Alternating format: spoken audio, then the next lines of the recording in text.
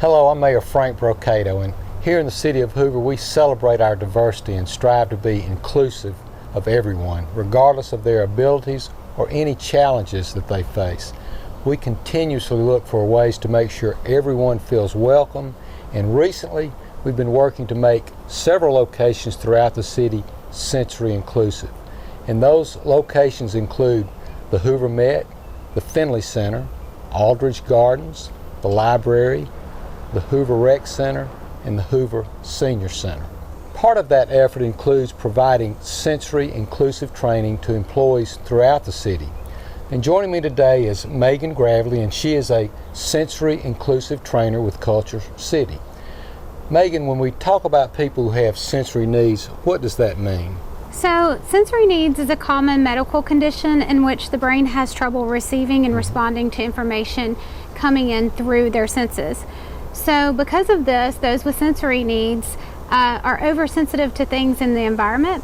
Common lights, sounds, noises, and even smells can not only be overwhelming, but can be physically painful. I understand. So we've talked about these locations that are sensory inclusive, and so what does that mean when a location is sensory inclusive? Sure. So when someone is sensory inclusive, they go through our training, and then we train all the frontline staff usually, and we provide them with tools and some modifications to make their venue or their place of business accessible to those with sensory needs.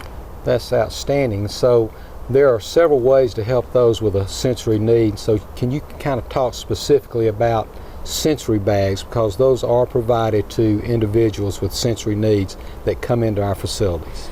So when an individual comes in and they identify that they need a bag, they are able to check that out, and then inside of the bag are various different items to help them with to prevent an overload from happening. They have noise canceling headphones in them to help dim out some of the noise. They have fidget toys or just things to help stimulate that tactile stimulation. And then we also have visual cue cards and a KC VIP lanyard that an individual or a family member can wear to help the staff to identify a need.